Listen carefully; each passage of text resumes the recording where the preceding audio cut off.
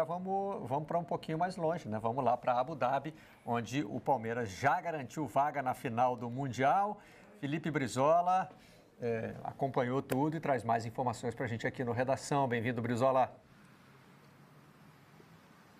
Fala, Barreto, tudo bem? Um abração para você, para o Luiz, para o Valentim, para o Arden, para todo mundo que nos acompanha. Um dia bem leve, não só para o torcedor palmeirense, que está em bom número aqui, e eu posso provar pelas imagens da partida de ontem, mas principalmente até pela comissão técnica, pelo clima. A gente já está sentindo, o Palmeiras chegou mais leve, né? Não está sendo aquela cobertura que às vezes é nós contra eles, sabe, Barreto? Você conhece bem esse processo. O Palmeiras não entrou nessa esse ano não no Mundial, tem sido muito fácil o nosso trabalho para descobrir informações, para ter essa troca que é importante, né, para checar os fatos quando as oportunidades surgem. E a gente conseguiu perceber hoje, num treino que já tivemos pela manhã, né, o Palmeiras optou por treinar mais cedo, justamente até para dar uma folga, não vou falar folga, né, mas para dar uma tarde mais calma para os atletas. Eles até vão almoçar com a família no hotel, e em detrimento do que fizeram no jogo e também por tirarem esse peso, né, de uma eventual eliminação para uma equipe africana, que se tecnicamente hoje a gente fala muito que o futebol mudou e está tudo muito parelho, o grande público, a gente pode falar que de uma certa forma o torcedor não ia aceitar assim tão bem, e o secador provavelmente esse ia adorar para pilhar esse trabalho do Palmeiras, que vem sendo elogiado pelo bom momento. Então, Barreto, dá para dizer que é o dia mais leve do Palmeiras por enquanto. Muito porque eles fizeram no campo, né? A gente tem as imagens dos melhores momentos da partida e o Palmeiras foi muito dominante, né? Não dá pra dizer assim que o Palmeiras deu um banho de bola, mas foi uma partida sólida, em que o time não sofreu. O Al-Ahly, que tava, né? A gente até tinha brincado, algumas pessoas estavam chamando de Real Madrid da África, a equipe que não sentiria a ausência dos jogadores que estavam na seleção do Egito, os que estavam cansados e não puderam jogar. O Palmeiras não sofreu e conseguiu fazer um gol no primeiro tempo, que deu uma tranquilidade no intervalo, um gol belo, né? Um belíssimo gol, um passe refinado do Dudu pro Veiga, que é o cara mais letal desse time. E no segundo tempo, logo no começo do segundo tempo, mais uma jogada bem trabalhada, um contra-ataque, de novo o Veiga, um passe de muita qualidade, e o Dudu colocou a bola para dentro e resolveu a partida. É verdade que o Al-Ahly teve algumas possibilidades de marcar no segundo tempo, chegou a finalizar 10 vezes em menos de 30 minutos, nesse segundo tempo, mas fez um gol que estava impedido e depois disso arrefeceu. Teve até um jogador expulso com uma entrada muito dura no Rony. Enfim, palmeirense, e aí eu falo como alguém que está acompanhando não só o torcedor, mas principalmente todo o staff do clube, saíram aliviados, felizes pela apresentação, que foi muito sólida, e com essa sensação de que, olha, o sonho pode parecer distante pelo abismo que há hoje entre o futebol brasileiro e possivelmente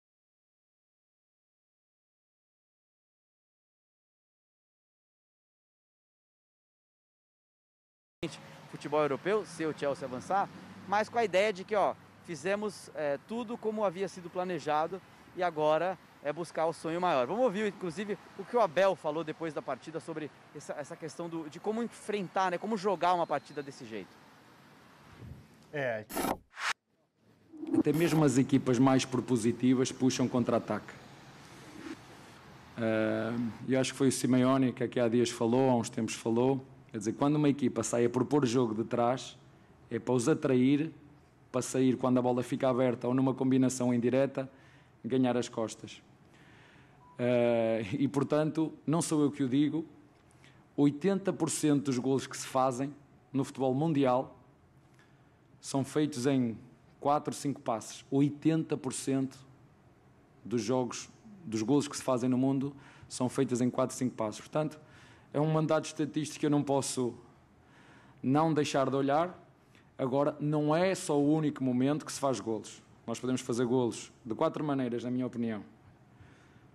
Em puxar contra-ataque, em ataque posicional, em bola parada e nas ações individuais da qualidade que cada elenco tem. Portanto, é assim que eu vejo o futebol.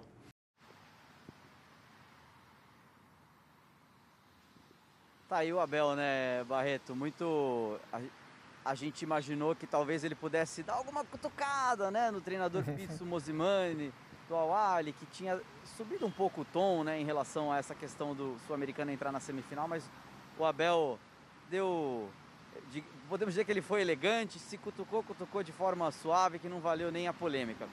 Mas o fato é que uma coisa que repercutiu bastante ontem foi, mais uma vez, a eficiência do Veiga, né, Barreto? No passado foi um jogador muito importante, o artilheiro da equipe na temporada com 18 gols e gols de peso, né? Fez gol, por exemplo, nas quartas de final da Libertadores contra o São Paulo, faz o gol contra o Flamengo, que abre a jornada para o bicampeonato na final da Libertadores. E ontem, a primeira bola, aquela bola limpa para bater para o gol, caiu no pé dele. E ele falou sobre isso. Foi um jogo muito difícil. Na minha opinião, a equipe deles muito bem treinada. Jogadores muito fortes fisicamente. Né, uma equipe que gosta ali do contra-ataque. Marca muito forte, gosta também de sair no contra-ataque, né? Mas também tem uma boa posse de bola. Então, ali no começo do jogo, lógico, pela responsabilidade da partida, a gente estudando mais, né, se expondo às vezes menos, mas numa jogada trabalhada, numa jogada onde o Abel falou muito bem que eles iam deixar espaço nas costas do zagueiro. Dudu foi feliz no passe, né, e eu também fui feliz na finalização. Acho que a gente tem que desfrutar desse momento, de tudo aquilo que a gente está vivendo. É um campeonato muito importante, né? E é isso. Sei que não ganhamos nada ainda, né? Tem mais um jogo importante, mas demos um passo muito grande para o nosso objetivo. O Veiga falou do Dudu e, obviamente, não tinha como não falar, né? O Dudu fez uma partida muito sólida. Ele tem essa característica. O torcedor do Palmeiras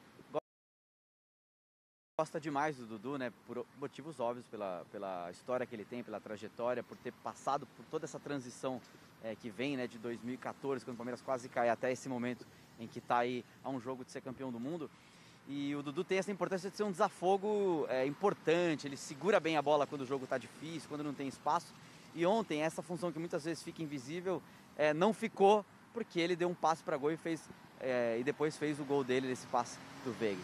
Obviamente, foi ouvido ao fim da partida.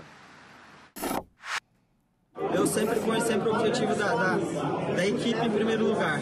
Eu acho que se eu não tiver que fazer gol e a equipe tiver que jogar bem, ganhar, para mim é o mais importante. Quando vem um gol, assistência, a gente fica mais feliz ainda. O que foi mais bonito, gol ou assistência? Acho que os dois. Acho que... Escolheu um. Não tem como, porque a assistência a gente ajuda a equipe, né? E o gol também ajuda a equipe e a mim mesmo. Então acho que estou muito feliz pela partida de hoje. Acho que a equipe está de parabéns. Agora, como eu falei, descansar e pensar no final. Muito bem. Barreto, agora os jogadores do Palmeiras estão descansando, como eu disse. Daqui a pouco eles têm uma partida de futebol para assistir, Al Hilal da Arábia Saudita contra o Chelsea. Só vão treinar na tarde dessa quinta-feira aqui no horário de Abu Dhabi. Tem um outro jogo, né? Tem toda a expectativa de que o Chelsea faça uma partida sólida e mostre toda a força do futebol europeu, do campeão da Liga dos Campeões. Mas é claro que o jogo é jogado e ontem eu participei da entrevista coletiva do auxiliar do Thomas Tuchel, que não está aqui porque testou positivo, né? O South Love. E ele pareceu muito bem brifado, sabe, Barreto? Não tinha aquela... Você que já cobriu bastante alguns clubes da Europa, em loco. Muitas vezes eles têm um ar de uma arrogância ali, né? Uma coisa meio que desinteressada.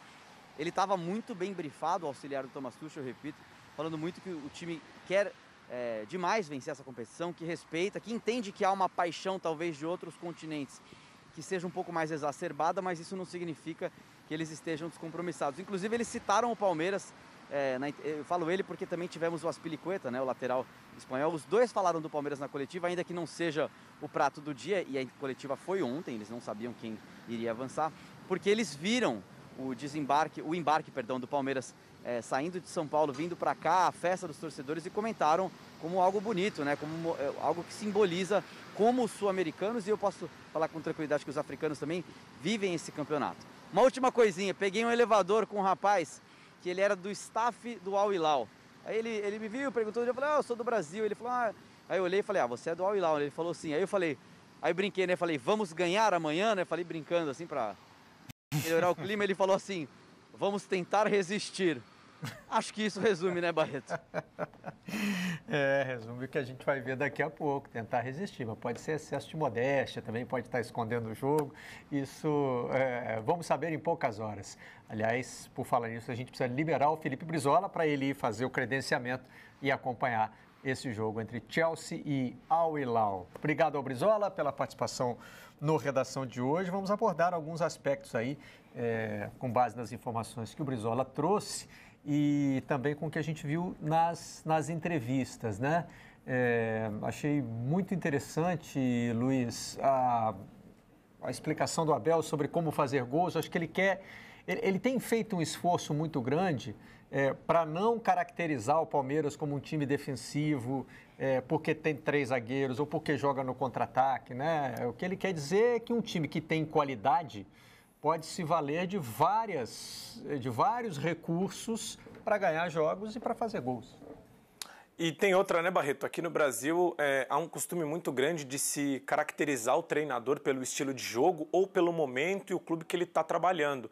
Por exemplo, o Abel fez muito sucesso com essa questão de jogar algumas partidas e partidas decisivas sendo reativo. Por quê? Porque ele analisa o adversário, estuda a forma como o adversário joga e aí, dependendo do que o adversário apresentar no início do jogo, ele joga de uma forma reativa e foi assim que ele conseguiu os grandes feitos dele. No jogo contra o Santos na final da Libertadores, que ficou um jogo mais truncado, aquele 0-0 até o finalzinho, o gol do Breno Lopes. Mas se a gente perceber, o Palmeiras ele é muito letal, né, Barreto? Eu falava mais cedo que é um time que, quando faz o primeiro gol, dificilmente ele sofre depois, porque ele tem uma estrutura defensiva já definida, é uma estrutura em que todo o sistema se entende, do goleiro, a primeira linha defensiva, a linha do meio de campo, e a gente percebe na velocidade do contra-ataque. O Abel falou de 4 passes para você fazer o gol. Se você contar, o Dudu dá os 3 toques, o 4º toque até finalizar. E tem um toque apenas do Rafael Veiga no meio de campo de costas. Então, ele tenta defender as características dele, utilizadas no Palmeiras, porque ele teve outros trabalhos, poucos, é verdade, no PAOK na Grécia e também no futebol português, mas ele também costuma falar que ele se adapta aos jogadores que ele tem.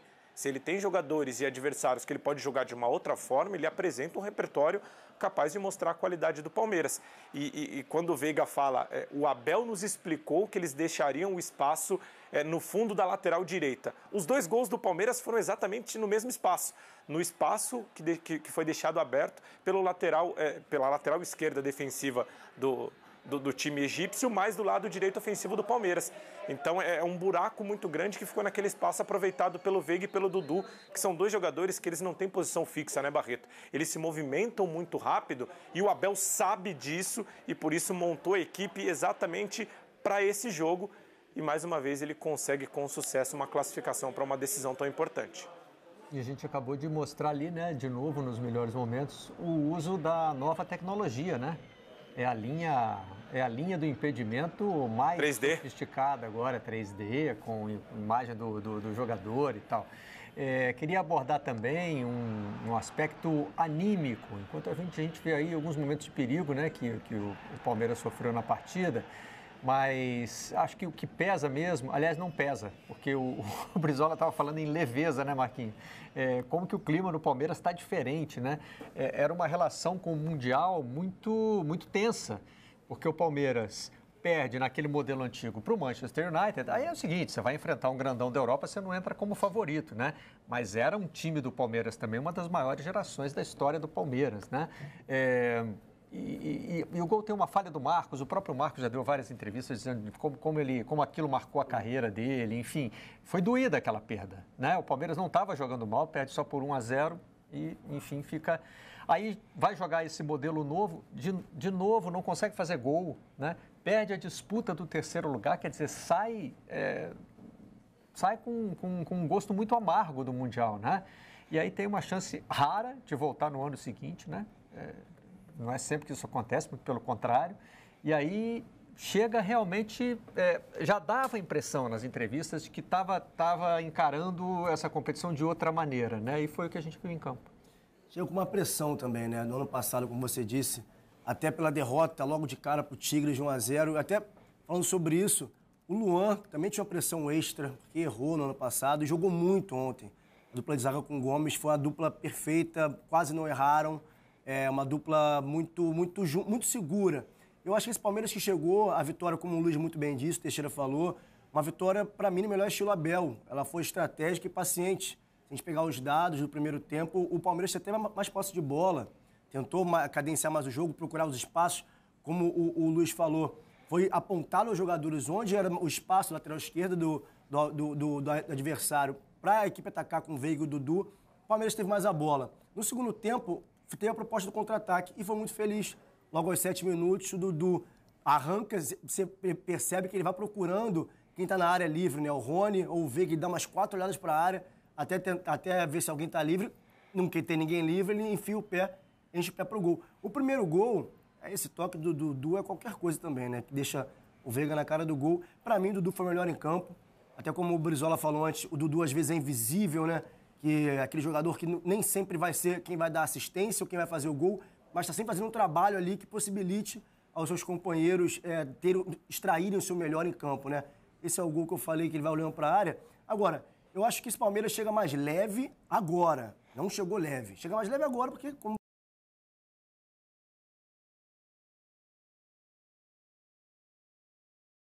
você disse, vai enfrentar o Chelsea, enfim, uma grande potência.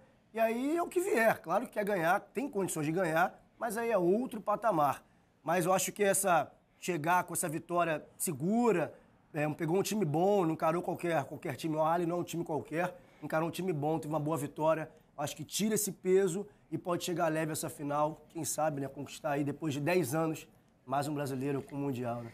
E acabar com a musiquinha maldita pro torcedor do Palmeiras, né, Raio? O Palmeiras já tem copinha, já tem gol em Mundial, já tem vitória em Mundial, agora só falta conquistar o Mundial nesse modelo. É sempre bom lembrar, né, que para o clube, institucionalmente, e para o torcedor, tem a questão da Taça Rio de 1951, que o rival, evidentemente, ignora na hora de cantar a musiquinha, né? O torcedor do Palmeiras, no coração dele, ele sabe que ele precisa ainda ganhar o Mundial. Essa taça aí de 51 é aquela história que vai ter sempre o asterisco. Então, para o torcedor do Palmeiras também, ele não confessa em público, evidentemente. Mas ele sabe que vai ser diferente se o Palmeiras ganhar o Mundial. Marcelo Barreto, eu cumpro aqui o doloroso dever de estragar amanhã dos torcedores palmeirenses. Por quê, hein? Eu acho que vai dar Palmeiras. E aí, eu não queria... como a nossa bola de cristal do Redação Sport TV bem sabe, né? Se você acha que vai dar Palmeiras, a chance de não dar Palmeiras aumenta exponencialmente, é isso? Exatamente, eu fico triste. O Mick Jagger brasileiro, né? Vai, tem um pouco isso.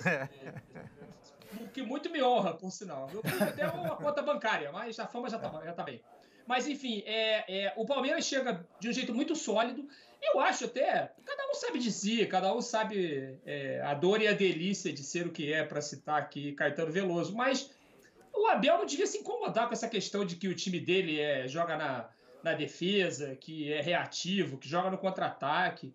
O time dele é o time mais sólido do Brasil, é o time que domina o futebol continental, bicampeão continental. Pelo amor de Deus, isso aí besteira. Tem um monte de time aí cheio de craque que tá jogando campeonato regional agora só e mais nada. Não vou citar exemplo, porque como me ensinou meu professor Marcelo Barreto. Mas, enfim, o Palmeiras está lá disputando, tá um jogo de ser campeão do mundo. Falando sério, chega com muita chance de fazer um jogo bom contra o Chelsea. Muita gente me pergunta assim, vocês têm que dizer que o time brasileiro tem chance de ganhar porque nós somos brasileiros. Eu falo, não é isso. Eu nunca achei que o Flamengo tinha chance de ganhar do Liverpool, por exemplo. Fez até um jogo bem parelho, perdeu na prorrogação, enfim. Mas eu não achava que tinha chance de ganhar. E as decisões anteriores é a mesma coisa. Eu sempre achei que o time europeu ia ganhar. Acho até que o Chelsea continua sendo um pouquinho favorito por ser o campeão da Champions League, evidentemente. Mas o Palmeiras chega muito sólido, muito consistente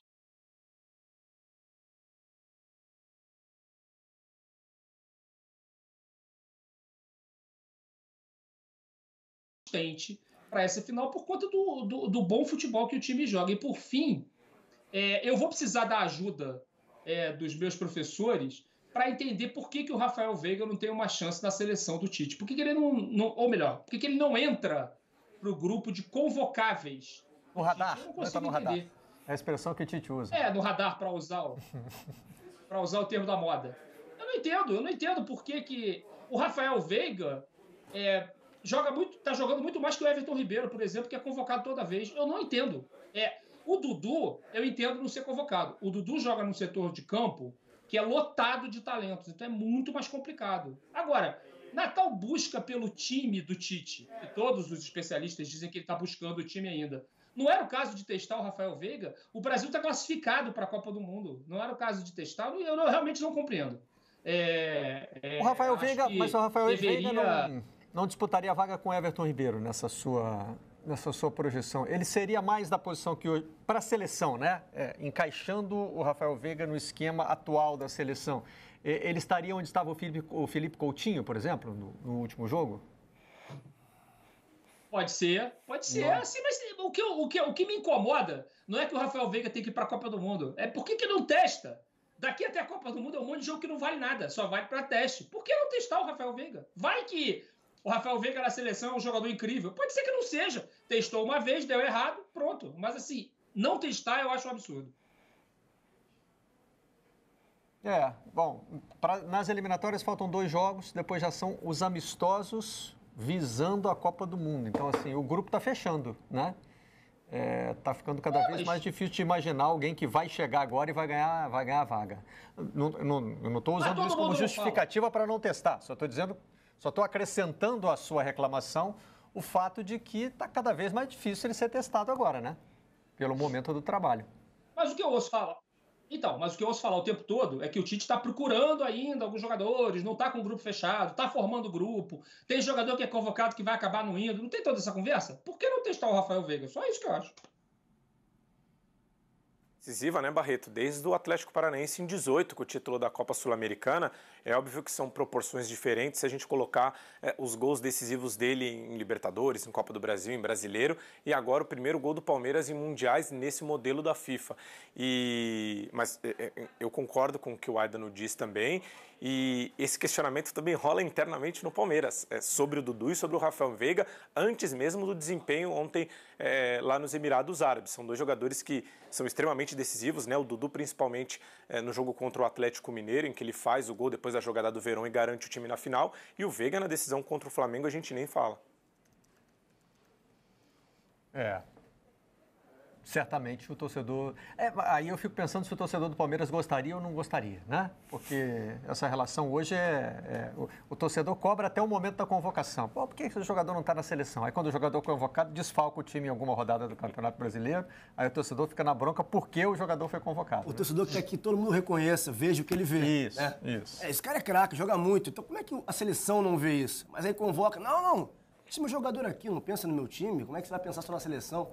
Eu acho que tem muito disso também, né? De ter esse amor compartilhado pela nação toda ao seu astro. E é bom dizer que quando a gente diz isso, não é uma crítica ao torcedor, porque realmente o jogador convocado desfalca o time. Sim. Então ele acaba virando um problema que é o nosso calendário hoje, né, Luiz? Desde que o Tite assumiu a seleção brasileira, a gente escuta muito aqui em São Paulo, quando o Tite convoca algum jogador de time grande aqui de São Paulo no meio de uma competição importante, as seguintes frases, né? Tá vendo? O Tite é corintiano, tá desfalcando o Palmeiras, tá desfalcando o São Paulo. Aí não convoca jogadores do Palmeiras, do São Paulo e do Santos e convoca o Cássio, por exemplo, do Corinthians. Tá vendo? Ele é corintiano, ele convocou o Cássio, ele gosta do Cássio. Então é um termômetro que a narrativa sempre é a favor do torcedor. Aqui no Rio está muito concentrado no Flamengo, né? Que é hoje quem tem cedido mais de um jogador à seleção brasileira. E a torcida do Flamengo... não tem uma relação de amor e ódio com o Tite, não. Pode tirar o amor, né? Fica só concentrado. E a notícia, Tite no Maracanã para o jogo do Flamengo. Já é bronca, porque calma, assim, né? isso. Não levou, por que não leva o Bruno Henrique para a seleção? Não está reconhecendo o talento dele? Por que levou o Gabigol? Está desfalcando o Flamengo. Fica só oscilando entre essas duas coisas. Dan. A relação de ódio não é só contra o Tite, é contra o técnico da seleção chilena, da seleção uruguaia. Tem isso, expande. É continental o ódio do torcedor rubro-negro contra os técnicos de seleções. Atravessa a América do Sul. Bom, vamos dar uma olhada aí no possível adversário do Palmeiras, né? Todo mundo projeta o Chelsea como rival. Existe sempre aquele tipo de torcedor mais pragmático, né? Que quer pegar o adversário mais fraco na final. E tem aquele torcedor que acha que para valorizar o título tem que ganhar do europeu, então que venha o Chelsea, né?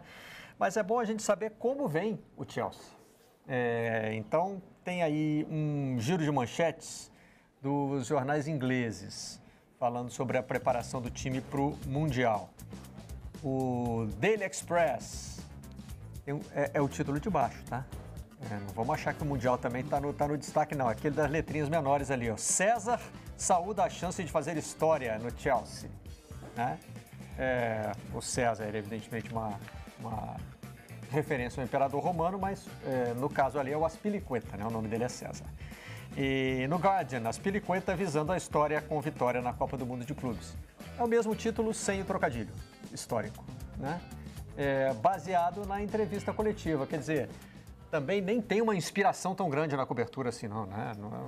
Jornalistas dos diários ingleses não foram em busca de... É o que tem ali na coletiva, o Azpilicueta falou isso, pá, registra ali e vão pro jogo. E nem botaram o que para mim me chama mais atenção do Azpilicueta, é o remanescente daquela equipe do Chelsea, que perdeu pro Corinthians em 2012. Então são 10 anos, não sei se na matéria dos jornais fala sobre isso, mas podia ser essa manchete, né? O único que estava ali, remanescente da equipe inglesa, que vai tentar, né, conquistar o Mundial, agora em cima de outro brasileiro, em cima de outro paulista, o mesmo Chelsea, e coincidentemente, né, o Palmeiras, em seu rival no Corinthians, pode ser o segundo aí, a trazer esse título de volta para o Brasil depois de 10 anos, né? Eu acho que poderia ser outro foco no Azpilicueta. Como você disse, não teve um mergulho tão a fundo assim para tentar decifrar isso.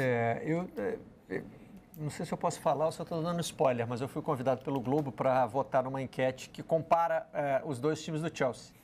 Aquele que perdeu do Corinthians e o que o torcedor do Palmeiras agora espera que perca para o Palmeiras na final, né? E aí a comparação foi entre Ivanovic na lateral direita e Azpilicueta agora, né?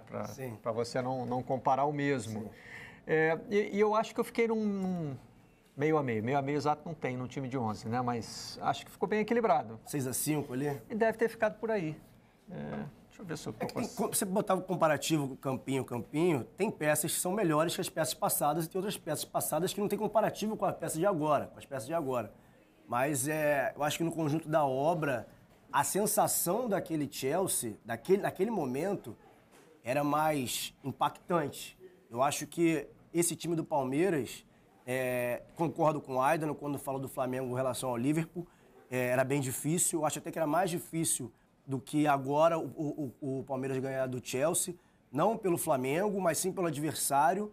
Eu acho que o Palmeiras tem um time bem bom, bem azeitadinho, já tirou, como eu falei, essa pressão de chegar ao Mundial, ter que passar daquela fase inicial ali, depois do trauma com o Tigres, e vai enfrentar um time, um Chelsea que eu não...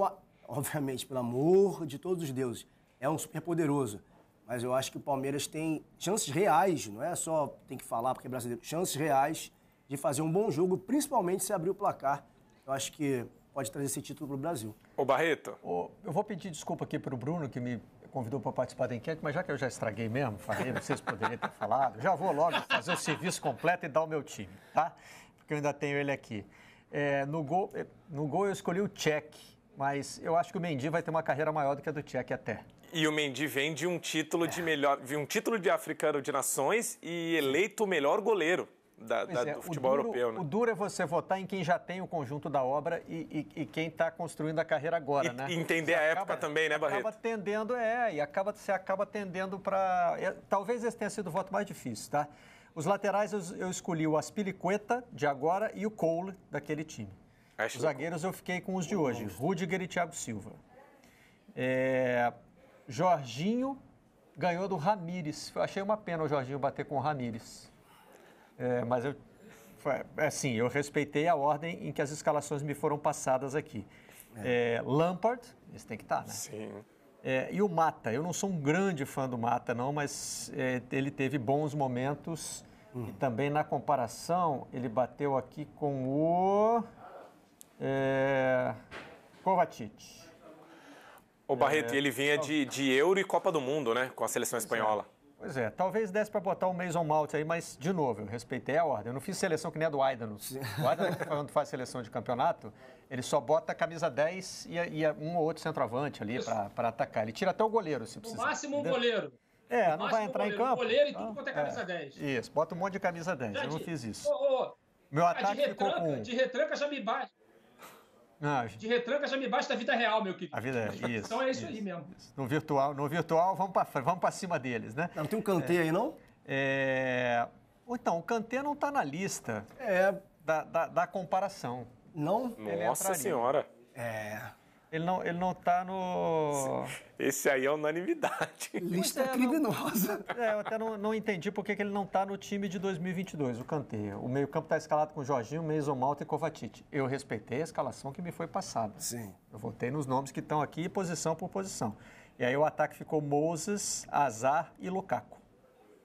Ô Barreto, só para a gente voltar à época, é meio difícil a gente voltar assim no tempo, mas o Chelsea que o Corinthians enfrentou, ele veio de uma bagunça tão estrondosa, e eu não estou comparando o time, tá? Falar foi mais importante para um ou está sendo mais difícil para o Palmeiras agora. Mas o Chelsea veio de uma troca de técnico, porque o Di Matteo foi campeão da Liga dos Campeões da Europa com um show do Drogba contra o Bayern de Munique, em Munique, uma decisão nos pênaltis. Aí o Di Matteo saiu, o Drogba saiu, tiveram algumas mudanças no time titular, então o Chelsea chegou com o Rafa Benítez num início de trabalho, sem saber muita coisa o que ia fazer, fez uma semifinal espetacular, não teve tanta dificuldade como o Corinthians teve contra o próprio Al-Ahly, que o Palmeiras passou agora, vencendo só por 1-0 com o gol do Guerreiro. Hoje o Chelsea chega mais organizado, porque tem Kanté entre os melhores do mundo, Jorginho entre os melhores do mundo, Mendy entre os melhores do mundo e o centroavante é o Lukaku.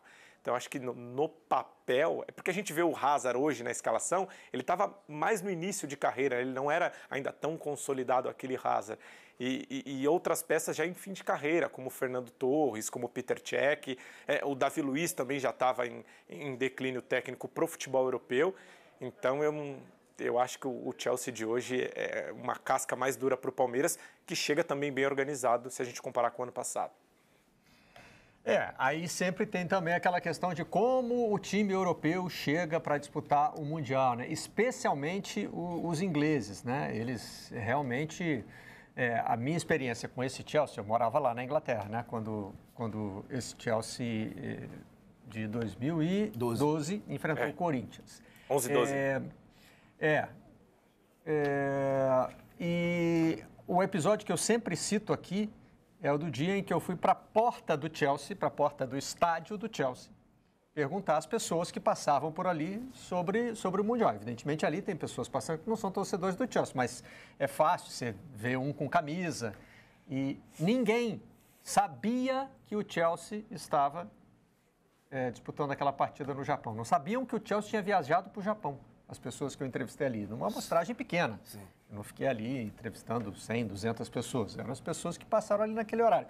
Uma hora eu fiquei desesperado, falei, preciso ouvir alguém falar sobre isso, né? Fui consultar um funcionário, fui entrevistar um funcionário do Chelsea. E ele também não sabia que o time para o qual ele trabalha tinha viajado para o Japão. Então, assim, falei, realmente Mas, ô Barreto, a desconsideração levada ao extremo, Aidano. Eu acho que essa desconsideração, todo ano a gente fala nisso, né? Todo Mundial a gente fala Sim, questão, é aquele tema recorrente, né? Mas eu acho que tem muito a ver também com a permanente oposição dos grandes clubes europeus contra a FIFA. Os zilionários clubes europeus, eles têm uma oposição contra a FIFA por causa do calendário das seleções, por causa de tudo, né? Assim, é o conjunto da obra. Então, assim, também por isso, eu acho que não tem uma valorização do Campeonato Mundial. Mas eu entendo que o futebol é muito mais globalizado do que, por exemplo, o basquete. Quando o campeão da NBA se diz lá campeão do mundo, ou quando o campeão da World Series, né, da final do beisebol, se diz campeão do mundo, beleza, assim, não tem conversa, né, da NBA com qualquer outra liga de basquete do mundo. É um abismo de diferença, não tem essa coisa de que agora vai, se tiver um jogo, né? Não, agora dá e tal, não tem, não vai acontecer. No futebol não é assim, né? O futebol é globalizado. Então, é claro que o Chelsea sabe, é claro que os times que estão disputando a Champions League com chance de ganhar sabem que no fim do ano de 2022 vai ter lá o Mundial de Clubes da FIFA e que eles vão lá jogar. Então, assim, eu acho que nesse desprezo do clube pelo Mundial tem muito dessa briga política da elite do futebol europeu com a FIFA. Muito mais do que um desprezo conceitual. Esse torneio não me interessa. Eu, sinceramente, não acredito nisso, porque eu acho que o Lukaku vai entrar em campo, se passar, né, do jogo de hoje, para enfrentar o Palmeiras, e vai querer ganhar. Claro que vai querer ganhar. Não vai querer perder, vai deixar o Palmeiras fazer gol. Ah, perdi, tá, tudo certo, vamos embora para casa. Quero voltar para Londres logo. Não, duvido, não acredito nisso. Acho que tem uma questão política que pauta esse suposto esvaziamento do Mundial de Clubes. Muito mais do que a questão esportiva. A ideia da criação da Superliga, né, com os principais times do futebol europeu, também é uma amostra dessa elitização. O Brexit do futebol que eles queriam criar e acabou sendo vetado. Acho que faz um pouco parte desse plano de quem tem muito dinheiro e quer centralizar como uma espécie de NBA, só que no futebol europeu. Bom, já tem uma explicação aqui. O Kanté tem jogado pouco nessa temporada, então o Globo está usando o que seria hoje o time titular do Chelsea. É uma surpresa o Kanté não estar jogando, né? Mas, enfim, as comparações... A comparação foi feita entre os times considerados os times base. E antes de a gente ouvir o Azpilicueta, aquele velho disclaimer, né? Estamos falando aqui antes de saber se o Chelsea vai passar pelo Al Hilal e enfrentar o Palmeiras na final do Mundial. A gente está vendo o Chelsea como o campeão europeu, que sempre chega como o favorito para ganhar o Mundial, o que tem acontecido desde... Nunca perderam nesse modelo, né? Esse modelo novo da FIFA, o europeu sempre esteve na final. Isso. E o último a perder uma final foi o Chelsea para aquele Corinthians, né? Esse aqui que a gente está falando da comparação. De lá para cá, só os europeus foram campeões mundiais. Então vamos ouvir o Azpilicueta. I think after 10 years, you realize how difficult it is. We lost the final at that time against Corinthians, and maybe, I don't know, I had a different feeling. It was my first season. We were in every competition. Maybe it looks like it's easier than it does, and then with the time you realize how difficult it is, first of all, to qualify in the Premier League for a Champions League, and then go all the way and win it, and then be here. And hopefully that bad experience will help towards the start of this tournament. Muito bem, aí a possibilidade de fazer história com o Chelsea. Curiosamente, né, clubes ingleses têm poucos títulos mundiais. Né? Hoje a gente fala do domínio da Premier League e tal, mas outro dia até o Garamboni trouxe esse tema aqui e esqueceu do Liverpool, né? que tinha acabado que venceu o Flamengo em 2019, e ele citou o Manchester United como o outro campeão mundial inglês. Justamente contra o Palmeiras. Pois é. Mas depois teve o título com aquele time que tinha Cristiano Ronaldo e Tevez, 2013, se eu não me engano. Esse contra o Palmeiras ainda no formato antigo, né? 99. E a Premier League é de 92. Então, assim, seria esperado, Adriano, que a gente visse um domínio dos clubes ingleses dos anos 90 para cá, porque, né, é a liga mais poderosa do mundo. Isso ainda não aconteceu.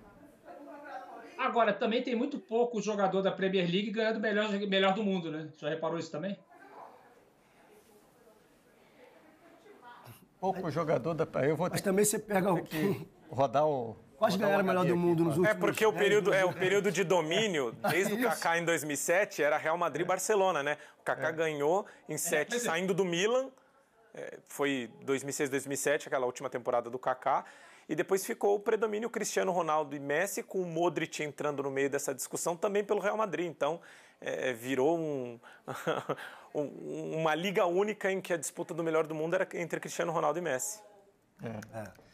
Os que ganham o prêmio, né? Os que ganham o prêmio todo ano não jogam lá. Agora um joga. Mas assim... Mas aí parou de ganhar. Mas assim...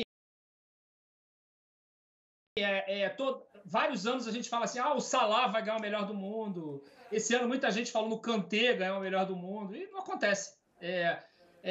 Na verdade, os clubes da Premier League ganham poucas Champions League também, né? Pegando o tempo todo que eu tô falando, né?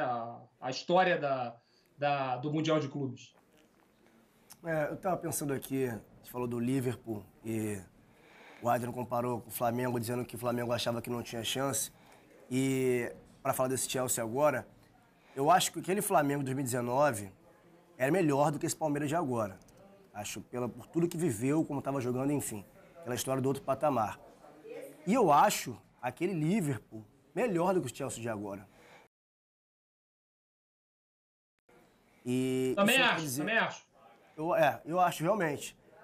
Por isso eu acho que essa proximidade entre Palmeiras e Chelsea, essa distância é menor do que entre Flamengo e Liverpool. Porque, embora o Flamengo fosse melhor, acho melhor que o Palmeiras desse ano, não acho muito melhor que o Palmeiras desse ano. Mas eu acho aquele Liverpool bem superior a esse Chelsea de agora. Então eu acho que é óbvio que o favoritismo do Chelsea, que pode ser mais um inglês ganhar o Mundial, é muito grande diante do Palmeiras. Mas eu acho que o Palmeiras tem um jogo realmente dando certo. Tem times que nem jogando o jogo da vida vai vencer. Mas acho que o Palmeiras jogando o jogo da vida com o Chelsea, fazendo a estratégia certa, saindo na frente principalmente, como eu disse, eu acho que pode ganhar e seria surpresa, né, obviamente. Mas eu acho que tem jogo. E eu nem sei porque eu comecei esse assunto. Acho que foi por causa do Liverpool, entrei nessa espiral, foi por causa disso. Mas, enfim, para concluir, eu acho que era isso que eu queria dizer no início. Mas o Palmeiras, se a gente comparar o Palmeiras, Luiz, a outros clubes brasileiros que chegaram ao Mundial, mesmo que a gente cite o Flamengo aqui, que chegou em estado de graça, né? Chegou depois de uma conquista que é histórica para o clube de Libertadores. Uma conquista que veio 38 anos depois da primeira, né? Com um time que estava encantando todo mundo. Mas, assim, o Palmeiras tem um projeto mais longo com o Abel Ferreira, mais consolidado, tem a experiência de já ter passado pelo Mundial, tem a possibilidade de ter aprendido com um ou outro erro, enfim. Me parece que esse Palmeiras de agora tem características que outras equipes brasileiras que chegaram ao Mundial nos últimos anos não tinham. Eu concordo, Barreto. E assim, a forma como o Palmeiras se preparou, teve os percalços no meio do caminho, e a forma como os jogadores confiam no que o Abel Ferreira fala, tudo que o Abel Ferreira fala acaba dando certo, e eu acho que isso bate muito na confiança dos jogadores. Façam assim porque vai dar certo. Nós temos um plano, o meu plano é esse. E os jogadores repetem o discurso dele, da mente fria, o coração quente, enfim, até os jogadores da base do Palmeiras que estão subindo para o profissional entendem. O Endrick, que tem 15 anos de idade, teve aquela alfinetada do Abel, mas para o bem do garoto, o garoto entendeu também. Então eu acho que a questão de uma filosofia de trabalho já pré-definida e que ele mostrou que deu certo, que eu acho que é o mais importante, porque não adianta você chegar num clube, você vem de outro país, vem de uma filosofia e depois de 6 meses ela não dá certo, ninguém vai acreditar em você. E jogador de futebol é assim, você vai acabar virando chacota. E com o Abel foi diferente, porque o Abel mostrou que dava certo se eles acreditassem naquela forma de jogar, na estratégia de jogo dele, nas características de jogo dele, e que ele é um estudioso do futebol.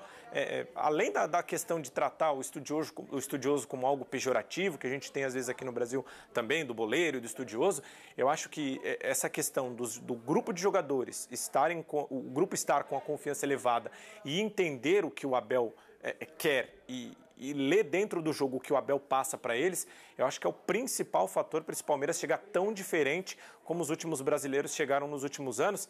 E sobre o que o Marquinhos falou do Liverpool, eu acho que ele entrou no assunto até porque a gente falava do Salah como o melhor do mundo. Aquele Liverpool tinha Mané, Salah, Firmino, o Henderson como capitão e um dos melhores do mundo também. Van Dijk disputando o título de melhor jogador do mundo como zagueiro. Alisson, melhor goleiro do mundo. Então era um time de Premier League que tinha encabeçado no top 10 dos melhores do mundo, quase praticamente o time titular. Então acho que a conexão dos assuntos chegou a esse ponto. Não sei se foi essa, mas vou usar e vou agradecer pela ajuda. Fala aí, Danô. Ô, Barreto, comparando com aquele jogo, o Liverpool é isso tudo aí que o Luiz falou, era isso tudo que o Luiz falou, e o Flamengo, sem jogar bem, o Flamengo não jogou aquele jogo de 2019 no todo da sua capacidade instalada, para usar um termo da infraestrutura, Vários jogadores estiveram abaixo, né, do que podem render, Gabigol, Everton Ribeiro. O próprio Jorge Jesus deu uma entrevista depois, não lembro para quem agora, falando isso, que vários jogadores não estiveram bem. Ele fez uma mexida no time muito questionada também, pelos especialistas, pelos torcedores, e ainda assim o jogo só acabou na prorrogação. Quer dizer, na verdade, faltou um pouquinho. Talvez o Palmeiras tenha a chance agora contra um adversário, se for o Chelsea, muito menos qualificado que aquele Liverpool, tem a chance de finalmente quebrar o encanto. Luiz Teixeira fica com a gente, volta no próximo bloco para falar do Campeonato Paulista. Vamos fazer um intervalo rapidinho, mas antes, né? O Redação AM celebrando o gol que consolidou a vitória do Palmeiras na semifinal do Mundial. Agora para Rony a Veiga, pega de primeira pela direita para Dudu, encaixa o contra-ataque, vai Palmeiras, olha Dudu, invadiu a área, bateu, golaço!